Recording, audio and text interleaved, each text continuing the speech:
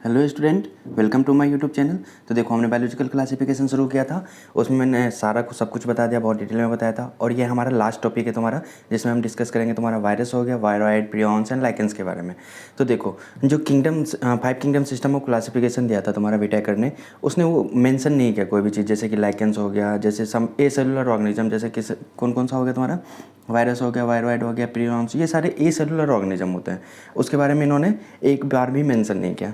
ठीक है, देखो जो वायरस के बारे में अगर हम बात करें, तो वायरस जो था did not find a place in classification since they are not considered a truly living. क्योंकि जो वायरस होता है ना, वायरस जो होता है तुम्हारा अगर सेल के बाहर में रहेगा, मान लो कि जो ये आउटर इन्वायरमेंट है, तो जो वायरस रहता है ना, नॉर्मली ये डस्ट पार्टिकल के जैसा ही होता है, डस्ट पार्टिकल के जैसा होता है, मतलब ये क्रिस्टल फॉर्म में रहता है। ठीक है, क्रिस्टल फॉर्म में रहता है। जब तक ये सेल के बाहर रहेगा तब तक ये क्रिस्टल फॉर्म में रहेगा, इसका कोई काम ही नहीं है। जैसे धूल मिट्टी जैसे बाहर में होते हैं वैसे ही रहता है, इसका कोई काम नहीं है। ये इन्फेक्ट नहीं कर सकता है जब भी बाहर में रहेगा। ठीक है, अगर तुम ऐसा सोच रहे हो तुम कि जो ऑर्गेनिज्म को हम उस ऑर्गेनिज्म को लिविंग कहेंगे जिसके पास सेल स्ट्रक्चर होता है। ठीक है, अगर तुम ऐसा सोच रहे हो तो जो वायरस होता है उसके पास अपना कोई सेल स्ट्रक्चर ही नहीं होता। तो देखो यहाँ पे लिखा हुआ है, if you understand living as those organism that have a cell structure, the viruses are non cellular organism। ठीक है, जो वायरस होता है वो नॉन सेलुलर ऑर्गेनिज्म है, उसमें कोई सेल ही नहीं है। that are characterized by having an inert crystalline structure outside the living cell. जैसे कि मतलब लिविंग सेल है, मैंने बताया लिविंग सेल के बाहर जब तक रहेगा तब तक ये इनर्ट रहता है, इसका कोई काम धंधा नहीं है, आराम से घूमता फिरता रहता है। इनर्ट क्रिस्टलाइन स्ट्रक्चर रहेगा आउटसाइड द सेल, और ये इंपॉर्टेंट है कि क्रिस्टल स्ट्रक्चर में पाया जाता है। ठीक है, ये ज़्यादा इंपॉर्टेंट है। लिविंग सेल के बाहर ये कैसा रहेगा, इनर्ट रहेगा, ये कोई भी इन्फेक्शन वगैरह नहीं करेगा। Once they infect a cell take over the machinery of the host cell to replicate themselves and killing the host cell. तो ये उस बीवी के जैसा है जिसकी नई नई में शादी लगी है, अभी तक शादी नहीं हुई है। ठीक है, तो पहले तो वो मस्त मस्त एकदम अच्छी अच्छी बातें सुनाती है। उसके बाद क्या होता है, जब एक बार शादी हो गया, मतलब एक बार घर में घुस गई, तो बस उसका अपना पूरा मशीनरी जो होता है ये अपने ऊपर ले लेती है। तो ऐसे ही तुम अपना वायरस के केस में देख लो। जो वायरस एकदम बाहर है हाउस सेल के, वो तो कुछ नहीं है, कैसा है तुम्हारा, इनर्ट है। ये क्या करा, मान लो कि कोई भी सेल को इन्फेक्ट किया, मान लो कि हमने सांस लिया, ये कोरोना वायरस हमारे अंदर चला गया। ठीक है, मान लेते हैं कोरोना वायरस है, यहाँ पे इसका न्यूक्लियस होगा, ये हमारा सेल है। ठीक है, ह्यूमन सेल है। ठीक है, यहाँ पे न्यूक्लियस होगा, मान लो ये वायरस आएगा, तुम इसको और भी ज़्यादा तुम पढ़ोगे अंदर, यहाँ पे जब MBBS में आओगे तो डिटेल में पढ़ोगे। ठीक है, यहाँ पे वायरस इसको इन्फेक्ट करेगा, ये अंदर सेल में आ गया, उसके बाद क्या करेगा, ये तुम्हारा सीधा न्यूक्लियस के अंदर जाएगा। ठीक है, न्यूक्लियस के अंदर जाएगा और सबसे पहले अपना क्या करेगा, ये अपना DNA बनाना शुरू करेगा और सेल को बोलेगा चल भैया हम मेरे लिए काम करना शुरू कर। तो ऐसा सीन होता है, जैसे कि बीवी करती है, पहले तो वो सब कुछ काम कर देती है, उसके बाद जैसे ही घर में एंट्री मिल जाता है, उसके बाद तो हस्बैंड को कैसे उंगलियों पे नचाती है, पता है ना।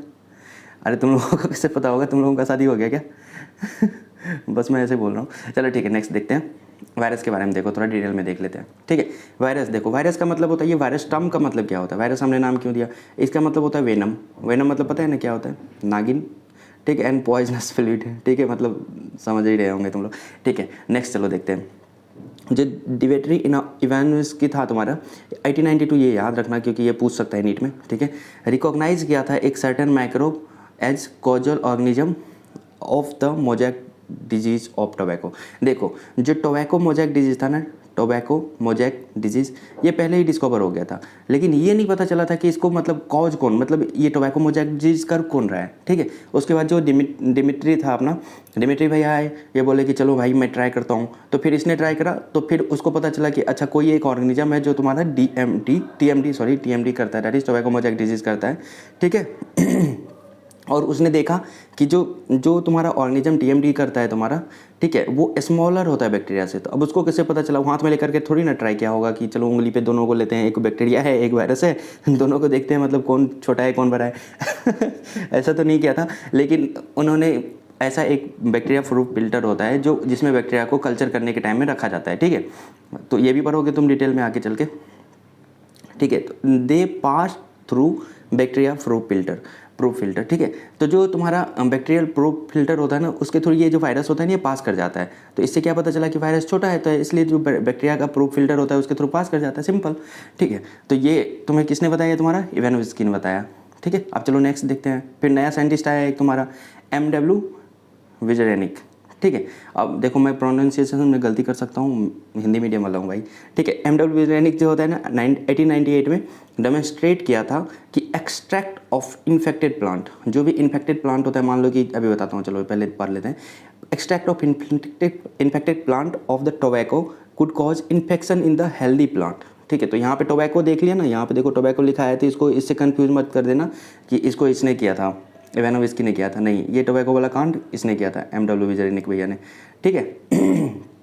Could cause infection in healthy plant and name the, चलो पहले ये देख लेते हैं। जो एक्सट्रैक्ट, मान लो कि एक टोबैको है, टोबैको प्लांट है, ठीक है, अपना टोबैको प्लांट है, तुम लोगों का टोबैको प्लांट अच्छा होगा, तुम लोगों का ड्राइंग अच्छा है, मेरा टोबैको प्लांट यही है, ठीक है। मान लो कि ये इन्फेक्टेड है, इसका लीफ वूफ ऐसे कर ली है, ठीक है। तो ये इन्फेक्टेड है, हमें पता चल गया कि भाई इसमें कुछ ना कुछ इन्फेक्शन लगी हुई है, ठीक है। तो उसके बाद क्या किया इसने, इसका एक्सट्रैक्ट लिया, मतलब मान लो कि ये एक टोबैको प्लांट का स्टेम है, यहाँ पे इसने कोई होल किया होगा, यहाँ से कुछ फ्लूइड यहाँ से बाहर निकाल लिया, ठीक है। और इस फ्लूइड को जो होता है तुम्हारा हेल्दी प्लांट पे डाल दिया। मान लो ये हेल्दी मस्त एकदम नन्हा मुन्ना सा प्लांट है, मस्त एकदम गाना गुना गा रहा है, ठीक है, मस्ती मार रहा है। अब ये क्या करेगा, ये वाला जो एक्सट्रैक्ट निकाला, ये एक्सट्रैक्ट निकाला था कौन से, जो ये तुम्हारा कौन सा प्लांट था, इन्फेक्टेड प्लांट से जो एक्सट्रैक्ट निकाला था, इसके अंदर घुसा दिया सिरिंज के मदद से या नीडल की मदद से। उसकी वजह से क्या होगा, उसने थोड़ी दिन के बाद देखा कि जो ये नन्हा मुन्ना सा प्लांट है ना, ये भी अपना पत्ता वत्ता मोड़ मार के बैठ गया, एकदम बोल रहा है कि मैं फोटोसिंथेसिस ही नहीं करूँगा भाई, ठीक है। तो क्या करा, इसने अपना पत्ता वत्ता फोल्ड कर लिया, मतलब क्या हुआ, ये भी इन्फेक्टेड हो गया। तो देखो तो यहाँ पे लिखा है ना, demonstrated that extract of infected plant of the tobacco could cause infection in healthy plant. तो जो हेल्दी प्लांट था उसको भी इन्फेक्ट कर दिया अगर तुम उसके एक्सट्रैक्ट को इसमें डालोगे। तो नेम्ड द न्यू पैथोजन, और उसके बाद इसका नाम किसने दिया था, ये विजरेनिक ने दिया था। उस न्यू पैथोजन का नेम किसने दिया था, ये विजरेनिक ने, और उसका नाम दिया था तुम्हारा क्या, वायरस, ठीक है। ये जो पैथोजन जो यहाँ से यहाँ पे गया, जो एक्सट्रैक्ट के साथ हम यहाँ से इस एक्सट्रैक्ट को यहाँ पे डाले थे, उसमें जो मतलब डिजीज़ कॉजिंग ऑर्गेनिज्म था जो भी, उसका नाम क्या दिया इसने, पैथोजन का क्या नाम दिया तुम्हारा, डिजीज़ कर रहे तो पैथोजन होगा, उस पैथोजन का नाम दिया वायरस, ठीक है। और वो जो फ्लूइड था, ये इंपॉर्टेंट है, वो जो फ्लूइड था उसका नाम क्या दिया उसने, एक लैटिन टर्म में उसका नाम दिया तुम्हारा कॉन्टाजीवम वाइवम फ्लूइडम, ठीक है। इसका मतलब होता है इंग्लिश में अगर देखो तो इन्फेक्शियस लिविंग फ्लूइड। देखो लिविंग, मैंने तुम्हें बताया ना, जो वायरस होता है वो तुम्हारा आउटसाइड द सेल्स होता है, वो इनर्ट होता है, लेकिन जैसे ही सेल के अंदर जाता है तो वो लिविंग होता है। तो तुम बोलोगे भैया अब ये सेल के अंदर कैसे था, तो देखो जो इन्फेक्टेड प्लांट था, इन्फेक्टेड प्लांट से यहाँ से हमने कुछ एक्सट्रैक्ट निकाला, तो इन्फेक्टेड प्लांट है तो उसके सेल के अंदर ही होगा ना, क्योंकि जब वायरस बाहर रहेगा, जब सेल के अंदर रहेगा ही नहीं तो वो तो लिविंग नहीं होगा, वो तो इनर्ट होगा, ठीक है। तो ये जो प्लांट होगा उसके सेल के अंदर होगा वायरस, और जब हम एक्सट्रैक्ट निकाल रहे होंगे तो उस सेल के साथ साथ ये भी आ गया होगा। तो उस टाइम में जो मान लो कि ये प्लांट सेल था, ये एक्सट्रैक्ट वाला प्लांट सेल है, ठीक है, तो इसके अंदर जो वायरस रहेगा वो कैसा होगा, लिविंग होगा। तो इसलिए हम इस फ्लूइड को भी क्या बोल दिए, लिविंग फ्लूइड, ठीक है। तो ये जो वायरस होगा कैसा होगा, लिविंग होगा, क्योंकि ये सेल के अंदर है। तो इसलिए वाले ये नीट में क्वेश्चन पूछा जाता है सीधा कि कॉन्टाजीवम वाइवम फ्लूइडम किसने दिया था, एम.डब्ल्यू. अब ऐसा भी हो सकता है कि बोलेगा कि कब दिया था, तो 1898 में, और उसका मतलब क्या होता है ये भी पूछता है। तो इसका मतलब होता है infectious living fluid. Living fluid कैसा था, क्यों था, बता दिया, समझ गए। चलो नेक्स्ट, अब नया साइंटिस्ट आया, तीनों का नाम और डेट याद रखना भाई, ठीक है। नया साइंटिस्ट आया, देखो उसका नाम था एम.डब्ल्यू. विजरेनिक, ठीक है। तो इसको M.W.B. से याद रखना है, ये पहले आया था। देखो अगर थोड़ा सा भी दिक्कत हो याद रखने में तो ऐसे याद रखना 1898, ठीक है, ये पहले आया था M.W.B. M पहले आता है ना, M के बाद W आता है, तो M.W. पहले आया था, दैट इज M.W. विजरेनिक पहले आया था। और कब आया था, 1898, मैंने ऐसे याद किया था, ठीक है। Next W.M. तो बाद में आया, W कब आता है, बाद में आता है, उसके बाद M डाला, ठीक है। तो W.M. स्टानले आया, ये 1935, वैसे मुझे याद था, हमेशा याद रहता है ये 1935 से मुझे ज़्यादा लगा है, पता नहीं क्यों। चलो ठीक है, तो W.M. स्टानले जो था इसने ये भी आया, ये अपना बकैती करा कुछ। W.M. स्टानले show that virus could be crystallised. तो ये बहुत इंपॉर्टेंट चीज़ बताया, जो वायरस है ना, मान लो कि ये कोई सेल के अंदर है, तब तो ये लिविंग है, इसने क्या करा, वो सेल के अंदर से बाहर को निकाला वायरस को और उसको क्रिस्टल बना दिया, ठीक है। तो इसने बताया कि virus could be crystallise, and crystal जो होता है ना, वो जो क्रिस्टल प्रोटीन होगा वो जो होता है लार्जली प्रोटीन का बना होता है। तो देखो वायरस जो होता है वो न्यूक्लियो प्रोटीन होता है, उसके अंदर न्यूक्लिक एसिड होता है और प्रोटीन होता है, ठीक है, न्यूक्लिक एसिड प्लस प्रोटीन होता है तो उसको हम क्या बोलते हैं, न्यूक्लियोप्रोटीन। तो इसने इसलिए बोला कि जो तुम्हारा वो क्रिस्टल, जो ये सेल है, मान लो कि इन्फेक्टेड सेल है, यहाँ से वायरस अभी लिविंग है, इसको बाहर निकाला, इसको क्रिस्टल बना दिया, ठीक है, इस वायरस को क्रिस्टल बना दिया, ठीक है। और ये जो क्रिस्टल होगा इसमें लार्जली क्या होगा तुम्हारा, मान लो कि ये रेड कलर प्रोटीन है, तो इसमें लार्जली क्या होगा तुम्हारा, लार्जली लगभग प्रोटीन होगा तुम्हारा, ठीक है। तो रेड वाला क्या हो जाएगा, प्रोटीन, एंड ब्लू वाला जो होता है इसमें जनरली न्यूक्लिक एसिड होता है, ठीक है। न्यूक्लिक एसिड, डीएनए, आरएनए कुछ भी हो सकता है, लेकिन दोनों नहीं हो सकता एक साथ, अभी आगे बताता हूँ। तो ये हो गया न्यूक्लिक एसिड, समझ गए, देखा मैं कितना टैलेंटेड हूँ। चलो ठीक है। तो अब उसके बाद इन्होंने बताया they are inert outside the specific host cell. अगर मान लो इसको कोई होस्ट सेल ही नहीं मिला, ठीक है, तब ये इनर्ट रहेगा एकदम। वो शादी वाला बात बताया था ना, तो जब माँ बाप के घर में रहते एकदम इनर्ट रहेगी, हाँ हाँ मेरी बच्ची इतनी सुंदर, इतनी खूब, इतनी बढ़िया, बहुत 100 गुण संपन्न है। जब घर में जाती है हस्बैंड के घर में तब पता चलता है कि कितने गुण हैं उनके, ठीक है। चलो ठीक है, लड़कियां सब गाली मत देना। वायरसेज आर ऑब्लिगेट पैरासाइट, ठीक है। जो वायरस होता है वो कैसा होता है, ऑब्लिगेट पैरासाइट। ऑब्वियस है भाई, ऑब्लिगेट का मतलब क्या होता है, हमेशा, हमेशा। ऑब्लिगेट का मतलब हमेशा। तो ये जो वायरस होगा हमेशा पैरासाइट होगा, क्योंकि देखो ये सेल के बाहर रहेगा, मतलब किसी इंसान के अंदर या किसी ऑर्गेनिज्म के अंदर नहीं रहेगा, तब आराम से एक क्रिस्टल फॉर्म में रहेगा, इसको किसी से कुछ लेना देना नहीं, आराम से सोया रहेगा, कहीं धूल मिट्टी के साथ आराम से उड़ता फुड़ता रहेगा।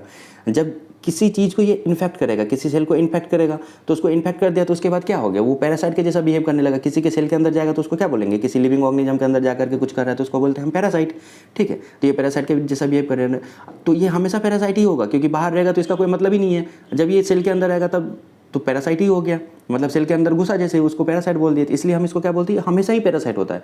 अगर बाहर रहेगा तब तो कुछ कोई मतलब ही नहीं है, और जब सेल के अंदर गया तो ऑब्लिगेट पैरासाइट हो गया, ठीक है। बिना पैरासाइट के इसके लिए कोई गुजारा नहीं है, ठीक है, जैसे लड़कियां होती हैं। चलो ठीक है, नेक्स्ट देखते हैं। इन एडिशन टू प्रोटीन, मतलब वायरस में जो प्रोटीन बताया था, इन एडिशन टू, लार्जली बोला था ना, लार्जली क्या होता है, प्रोटीन ही होता है। तो जो क्रिस्टल होता है उसमें लार्जली प्रोटीन पोर्शन होता है। तो ये भी नीट में क्वेश्चन पूछा जाता है। ये जो छोटा सा पार्ट है ना, इसमें तुरंत एक क्वेश्चन तो पूछे ही जाते हैं, ठीक है। तो ये हो गया तुम्हारा largely protein. Viruses also contain the genetic material. मैंने बोला ना, डीएनए या आरएनए कुछ भी हो सकता है, लेकिन दोनों एक साथ नहीं रहेगा। डीएनए और बोलो आरएनए हो सकता है, ठीक है। That could be either RNA और डीएनए। तो देखो ट्रू एंड फॉल्स में क्वेश्चन पूछते हैं, फ्रीक्वेंटली पूछते हैं, ठीक है। ट्रू एंड फॉल्स में कि virus is having both RNA and DNA, तो वो गलत हो गया, क्योंकि वायरस एक वायरस है तो उसके अंदर या तो आरएनए हो सकता है या तो डीएनए हो सकता है, ठीक है। नेक्स्ट देखते हैं तुम्हारा। अब ये देखो बहुत इंपॉर्टेंट पॉइंट है, viruses, no viruses contain both RNA and DNA. मतलब ऐसा कोई वायरस नहीं बना है आज तक, पैदा नहीं हुआ है जिसके अंदर बहुत आरएनए एंड डीएनए दोनों हो, ठीक है। तो नहीं देखो, a virus is nucleoprotein, obvious है, मैंने बोला था न्यूक्लिक एसिड होगा प्लस उसमें मेनली जो होता है वो प्रोटीन होता है। तो a virus is a nucleoprotein and the genetic material is infectious. तो अब तुमको क्या बोला, एप ग्रिफिथ का एक्सपेरिमेंट देखना, वहाँ से भी जो तुम्हारा न्यूक्लिक एसिड वहीं से पता चला कि इन्फेक्शियस होता है, ठीक है। न्यूक्लिक एसिड जो होता है वो ट्रांसफर होता है। तो इसका जो प्रोटीन वाला पोर्शन होता है, मान लो कि ये वायरस है, ठीक है, ये न्यूक्लिक एसिड वाला पोर्शन है बीच वाला, और ये बाहर वाला कौन सा पोर्शन है, प्रोटीन वाला। तो ये प्रोटीन ये इन्फेक्शन नहीं करता, ये जो न्यूक्लिक एसिड होता है ये जाकर के जैसे हॉस्टल मिलेगा, क्योंकि ये बाहर तो इनर्ट होता है, कोई काम नहीं करता। तो जैसे ही मान लो कि ह्यूमन हॉस्टल है, मान लो ये कोव वायरस है, मतलब कोविड है, ठीक है। तो ये अंदर आएगा तुम्हारा, कोरोना वायरस है, ये अंदर आएगा तुम्हारा, ये जो ह्यूमन का जो डीएनए होगा ना, इसका काम धंधा छुड़वा देगा, और इसका डीएनए अपना आएगा यहाँ पे आकर के मस्ती मारना शुरू कर देगा, जैसे ही उसको इन्फेक्ट कर देगा, ठीक है। तो ये वाला बात हो जाता है। तो जो इसका जेनेटिक मटेरियल होता है दैट इज डीएनए या आइदर आरएनए जो होगा वो कैसा होगा, इन्फेक्शियस होगा। अगर डीएनए या आरएनए को निकाल दो, सिर्फ प्रोटीन रहेगा तो वो इन्फेक्शन नहीं करेगा। समझ गए, सिंपल मस्त एकदम, ठीक है। इन जनरल क्या होता है, वायरसेज दैट इन, ये देखो यहाँ से अब अल्ट्रा इंपॉर्टेंट पॉइंट है, ये सारे ये फ्रिक्वेंटली पूछे जाते हैं, ठीक है। In general viruses that infect plant. तो देखो जो प्लांट को इन्फेक्ट करेगा ना वो एसएसआर होगा, ठीक है। क्या होगा तुम्हारा, एसएसआर। तो सिंगल स्टैंडर्ड आरएनए होगा। जो प्लांट को इन्फेक्ट करेगा वो कैसा होगा, सिंगल स्टैंडर्ड आरएनए होगा तुम्हारा। नेक्स्ट देखते हैं, वायरस जो एनिमल को इन्फेक्ट करता है वो आइदर सिंगल और डबल स्टैंडर्ड आरएनए हो सकता है, और डबल स्टैंडर्ड डीएनए होगा। देखो डीएनए होगा तो ऐसे करके याद रखना, जो डीएनए होगा ना वो डीएस डीएनए होगा तुम्हारा, ठीक है। डीएनए जब भी आएगा तो वो डीएस डीएनए होगा तुम्हारा। एंड जब आरएनए आएगा तुम्हारा, एनिमल की बात करेंगे, देखो प्लांट में बात करेंगे तो सिंगल स्टैंडर्ड आरएनए आएगा, एनिमल की बात करेंगे तो उसमें सिंगल स्टैंडर्ड आरएनए भी हो सकता है, एसआर आरएनए भी हो सकता है मतलब सिंगल स्टैंडर्ड आरएनए, और उसके बाद या तो डीएस आरएनए हो सकता है मतलब डबल स्टैंडर्ड आरएनए हो सकता है। किसमें? एनिमल्स में। अगर प्लांट की बात करेंगे तो वहाँ पे कैसा होगा? सिंगल स्टैंडर्ड आरएनए होगा। समझ गया? मस्त एकदम। अब देखो एक और वायरस होता है, क्यूट सा वायरस, ठीक है, जिसका नाम होता है क्या? बैक्टीरियोफेज, ठीक है। ये बैक्टीरियोफेज क्यूट सा वायरस होता है तुम्हारा। बैक्टीरियोफेज इसको इसलिए बोलते हैं, ये वायरस है, हम इसको बोल रहे हैं बैक्टीरियोफेज। इसका मतलब होता है कि जो वायरस बैक्टीरिया को इन्फेक्ट करता हो। मान लो कि ये बैक्टीरिया है, ये बैक्टीरिया का सेल है, और ये वायरस आया, बैक्टीरियोफेज वायरस यहाँ से आया और इसको इन्फेक्ट कर दिया, बैक्टीरिया को ही इन्फेक्ट कर दिया, तो इसको हम क्या बोलेंगे? उस वायरस को, ये जो वायरस है इसको क्या बोलेंगे हम? बैक्टीरियोफेज वायरस, ठीक है। तो virus that infect the bacteria are usually double standard DNA virus होगा। तो ये कैसा होगा? डीएसडीएनए, डबल स्टैंडर्ड डीएनए होगा। ये सब फ्रिक्वेंटली पूछे जाते हैं, याद ही रखना पड़ेगा, ठीक है। अल्टीमेटली इसका कोई ट्रिक भी काम नहीं करेगा, नहीं तो भूल जाओगे तो दिक्कत हो जाएगी, ठीक है। तो जो बैक्टीरियोफेजेस को इन्फेक्ट करेगा वो कैसा होगा? डीएसडीएनए। नेक्स्ट हम देखते हैं तुम्हारा, तो मैंने बताया था कि जो वायरस होता है तुम्हारा उसके क्या होता है? बाहर में प्रोटीन होता है और अंदर में न्यूक्लिक एसिड होता है, क्योंकि न्यूक्लियो प्रोटीन का बना होता है। तो प्रोटीन जो होता है तुम्हारा, बाहर का जो प्रोटीन होता है तुम्हारा, the protein code called the capsid, ठीक है। जो बाहर का जो प्रोटीन होगा इसको हम क्या बोलेंगे? तुम्हारा कैप्सिड। और ये जो कैप्सिड होता है ना, ये स्मॉल सब यूनिट से मिल करके बना होता है। मान लो कि ये कैप्सिड है, अगर इसको थोड़ा सा जूम करके देखें, क्या लिखूँ यहाँ पे? कितना जूम लिखूँ? 100x कर देते हैं, अरे अपना है यार, ठीक है। तो ऐसे करके ये बना होता है,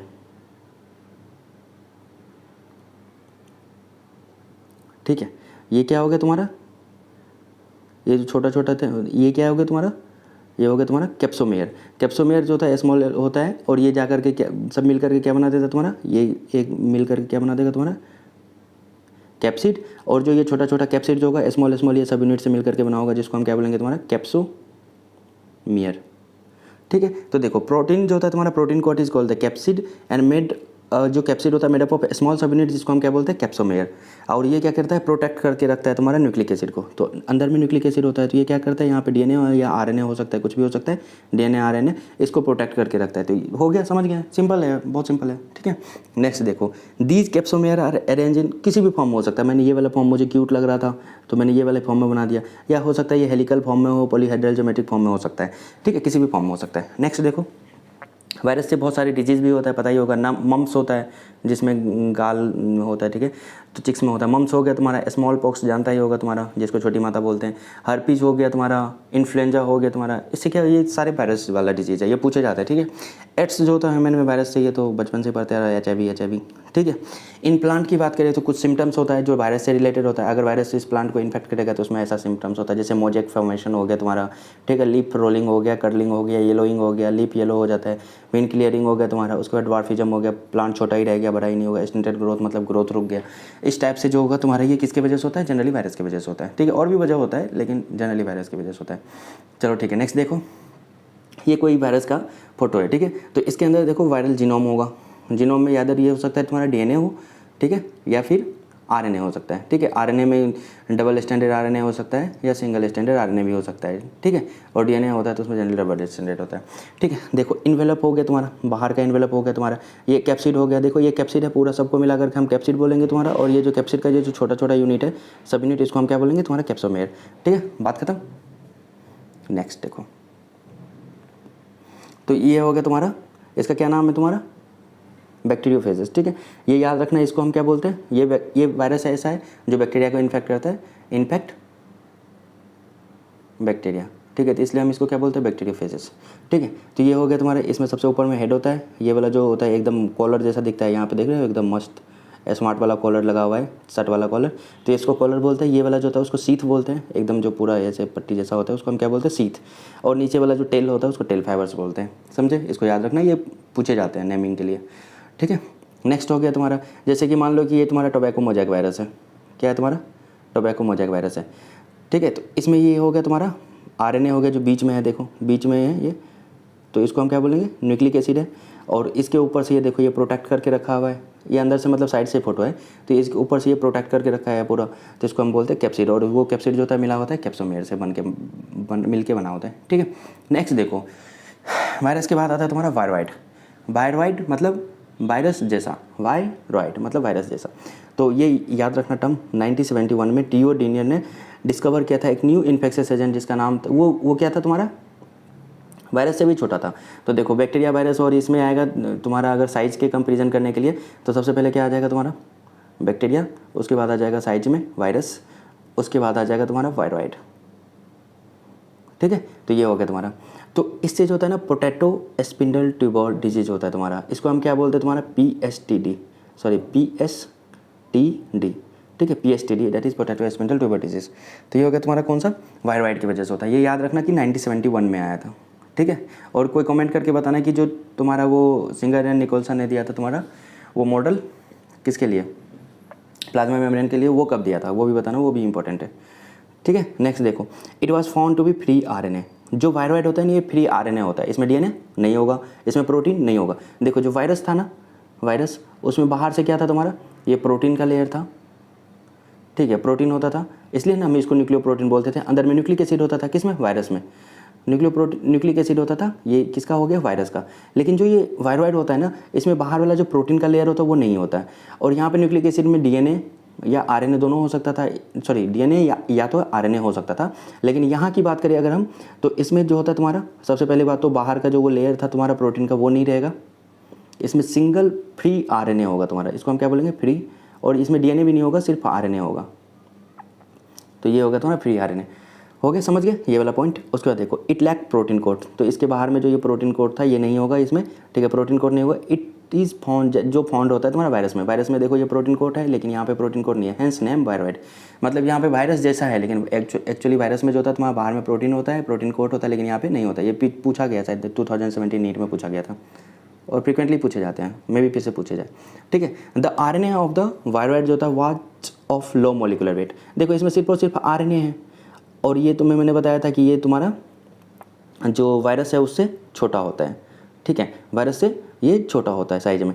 तो क्यों होता है, क्योंकि इसका जो RNA होता है ना, इसका मोलिकुलर वेट जो होता है ना, इस वायरस के जो मोलिकुलर वेट होता है उससे कम होता है, इसलिए ये छोटा होता है। समझ गए। उसके बाद देखो नेक्स्ट एक इंपॉर्टेंट है प्रियॉन्स, न्यू आया है। ठीक है, प्रियॉन्स देखो इन मॉडर्न मेडिसिन में कुछ इन्फेक्शियस न्यूरोलॉजिकल डिजीज़ होता है, बता ये थोड़ा डिटेल में पढ़ोगे तो आगे पता चलेगा। न्यूरोलॉजिकल डिजीज़ होता है जो transmitted by the consisting of abnormally folded protein.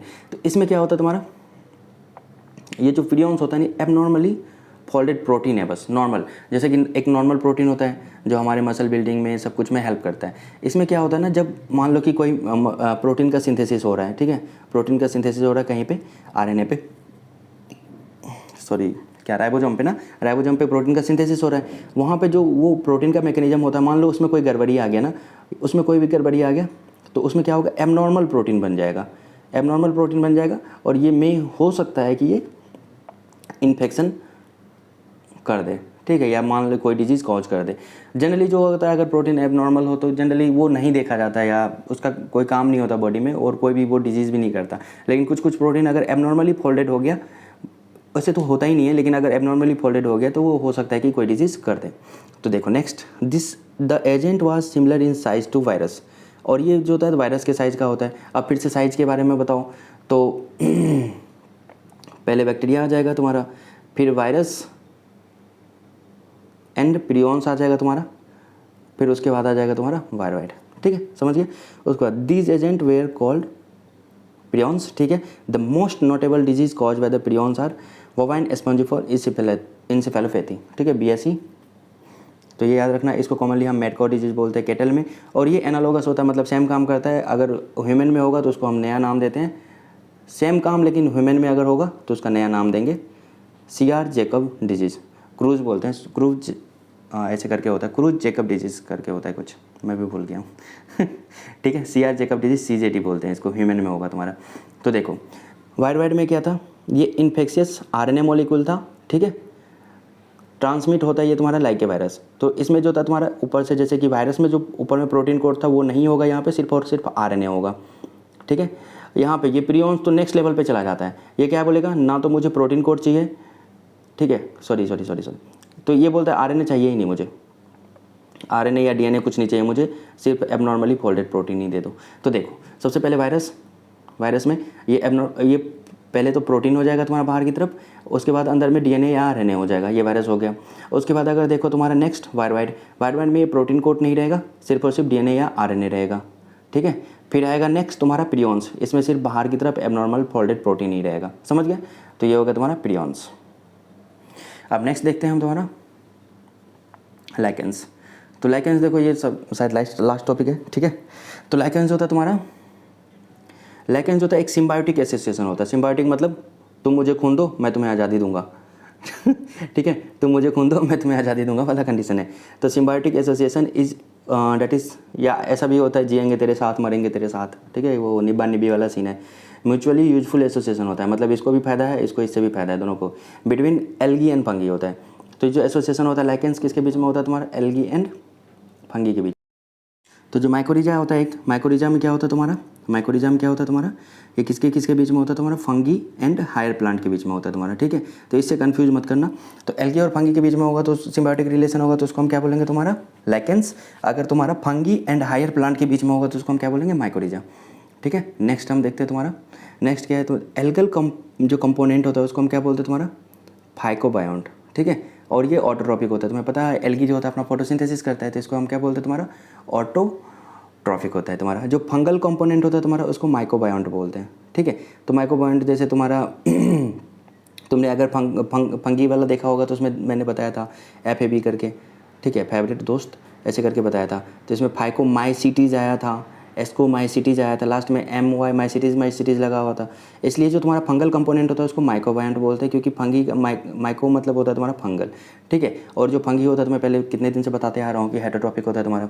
Algae जो होता है तुम्हारा क्या करेगा, फोटोसिंथेसिस होता है, तो ये क्या करेगा, फूड का प्रिपरेशन करेगा तुम्हारा। और फंगी क्या करेगा, प्रोवाइड करेगा शेल्टर एंड एब्जॉर्ब करेगा तुम्हारा मिनरल एंड न्यूट्रिएंट और वाटर अपने पार्टनर के लिए। तो देखो एल्गी जो है तुम्हारा बीबी जैसा काम करती है, मतलब खाना बनाती है। और बाद में कि जो फंगी होता है वो घर द्वार बनाता है तुम्हारा, ठीक है, शेल्टर प्रोवाइड करता है। और ये एब्जॉर्ब करके लाता है तुम्हारा, मतलब पैसा लाता है कहीं से भी, एब्जॉर्ब मिनरल न्यूट्रिएंट्स वाटर और फॉर हिज पार्टनर, ठीक है। मतलब ये खाना बनाने में उसका हेल्प करता है।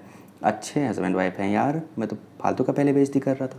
अच्छा कभी कभी अच्छे निकल जाते ठीक है। नेक्स्ट देखो तुम्हारा, so close is there relation, मतलब इसका रिलेशन इतना क्लोज होता है तुम्हारा, ठीक है। लाइकेंस अगर नेचर में रहेगा तो तुम उसको इमेजिन नहीं कर सकते कि ये दो डिफरेंट ऑर्गेनिज्म है। ये ऐसा रहता है एक दूसरे से चिपके हुए, ठीक है, मतलब जिएंगे तेरे साथ मरेंगे तेरे साथ।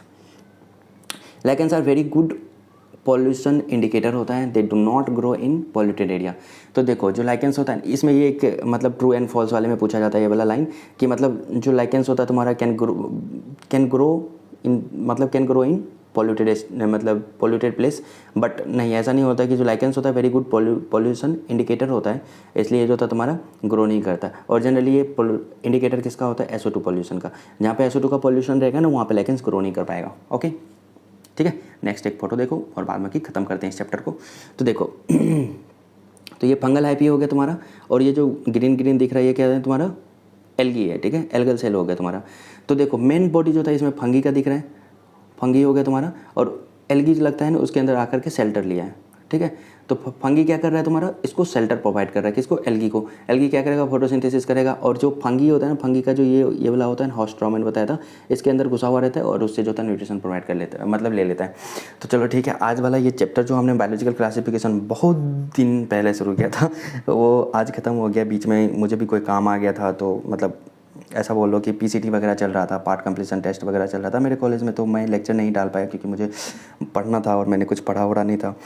तो आज वाला ये लेक्चर कंप्लीट हो गया, मतलब और पूरा चैप्टर भी कंप्लीट हो गया। मुझे नहीं लगता कि इससे बाहर से कोई भी नीट में क्वेश्चन आएगा या कहीं पे भी कोई भी क्वेश्चन आएगा, बिकॉज मैंने सारे चीज़ कवर करे हैं और एक्स्ट्रा जो भी लगता है कि मुझे बताना चाहिए वो भी मैं बता दिया है, ठीक है। तो तुम मुझे सपोर्ट करने के लिए मेरे चैनल को सब्सक्राइब कर सकते हो और अपने भाई को सपोर्ट कर सकते हो, मेरे वीडियो को शेयर कर सकते हो अपने दोस्तों के साथ जिसको समझने में प्रॉब्लम होती है, ठीक है। तो thank you guys, thank you so much.